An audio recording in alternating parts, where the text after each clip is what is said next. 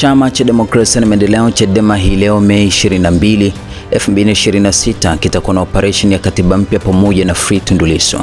Sambamba na operesheni hiyo, Chama cha Demokrasia na Maendeleo Chadema kinadaiwa kupokea baadhi ya waliowahi kuwa viongozi wa Chama cha Mapinduzi katika uzinduzi wa operesheni hiyo huko mkoani Arusha. Kwa mujibu wa vyanzo mbalimbali, Mrisho Gambo ni mmoja kati ya makada wa Chama cha Mapinduzi watakaotimkia ndani ya Chama cha Demokrasia na Maendeleo Chadema kwa siku ya leo. Mrisho Gambo amewahi kushika nyadhifa mbalimbali katika serikali ya Jamhuri ya Muungano wa Tanzania. Amewahi kuwa mbunge wa jimbo la Arusha mjini na amewahi kuwa mkuu wa mkoa wa Arusha, amewahi kuwa mkuu wa wilaya ya Korogwe, Uvinza pamoja na Arusha. Mrisho Gambo amekuwa akitajwa siku za hivi karibuni kujiunga na Chama cha Demokrasia na Maendeleo Chadema. Hata hivyo, siku ya jana Mrisho Gambo aliandika kupitia katika ukurasa wake wa mtandao wa Insta akisema kwamba kesho tarehe 22 mwezi wa 5 kwa uwezo wa Mungu itakuwa ni siku yangu ya kuzaliwa. Namshukuru Mungu kwa kila jambo. Karibu tumshukuru Mungu pamoja.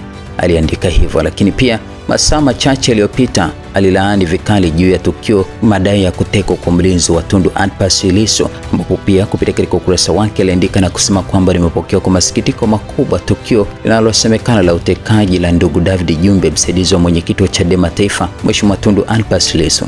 Ni matumaini yangu kuwa serikali itachukua hatua stahiki kuhakikisha wahusika wote wa tukio hili wanapatikana kwa kuzingatia misingi ya haki na kweli.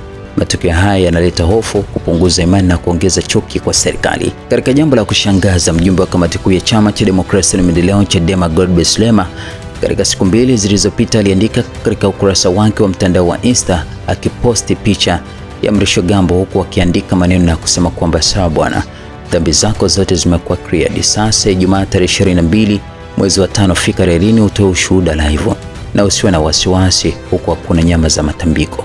Aliandika hivyo. Kufuatia andiko hilo la Godbless Lema, Mrisho Gambo aliibuka na kusema kwamba mjomba ni mama. Kufuatia kauli hizi za Godbless Lema pamoja na Mrisho Gambo zinaashiria moja kwa moja kwamba kuna uwezekano mkubwa Mrisho Gambo hii leo akajiunga ndani ya Chama cha Demokrasia na Maendeleo Chadema.